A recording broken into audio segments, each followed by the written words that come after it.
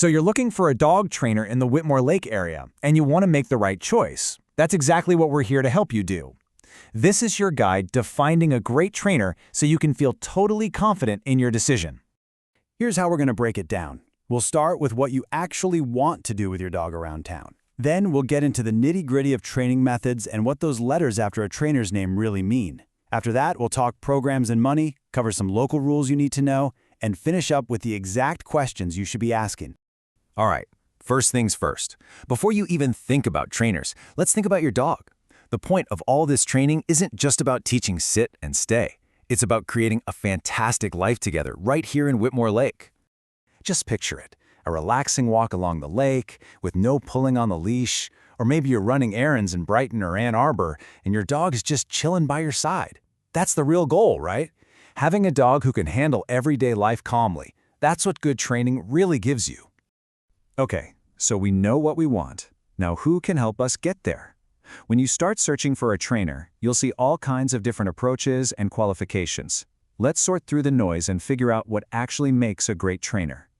The gold standard in modern dog training is something called positive reinforcement. It's really simple. It's about rewarding your dog for doing the right thing. This approach builds trust, it works for the long haul, and honestly, it's just a much more enjoyable way to train for both you and your dog. I know, this looks like a bowl of alphabet soup, but these letters are actually your best friend when you're choosing a trainer. They show that someone has put in the work, they've studied, they've been tested, and they're committed to keeping up with the latest, most humane methods. And if you're dealing with tougher issues like serious fear or aggression, a certification like IABC-CBDC or CBCC-KA is what you want to see. Right. So you're looking for a trainer who uses positive methods and has the credentials to back it up. Now let's get practical. What do the programs actually look like, and how much should you expect to budget for them around here? You mostly see two options: group classes and private lessons. Group classes are awesome for learning to focus when other dogs are around, and for general good manners. But if your dog's main issues are at home, barking like crazy at the doorbell or stealing food off the counter, private lessons are usually the way to go, because the trainer can tackle the problem right where it happens. And here's a rough look at what you can expect to pay in the Whitmore Lake, Washtenaw, and Livingston County area for 2025. As you can see, a set of puppy classes is pretty affordable. A one-on-one lesson is a bit more, and then board and train programs are a much bigger investment.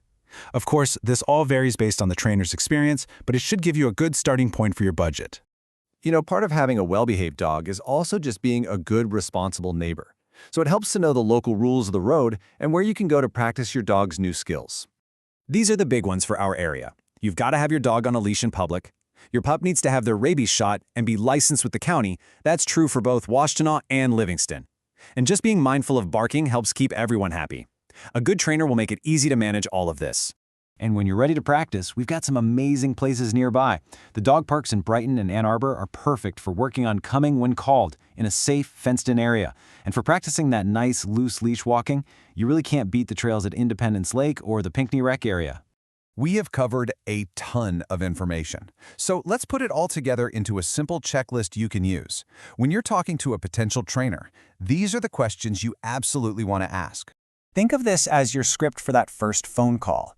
You want to hear them talk about positive reinforcement, you want to know they're certified, you want to make sure they're creating a plan specifically for your dog's needs, and of course you want to be super clear on how you'll track progress and what the total cost will be. No surprises.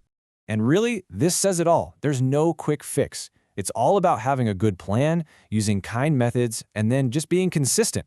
That's how you build a confident, happy dog.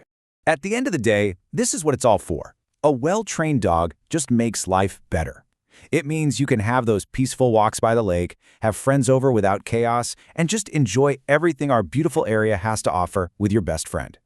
Good luck finding the perfect trainer, and have fun out there.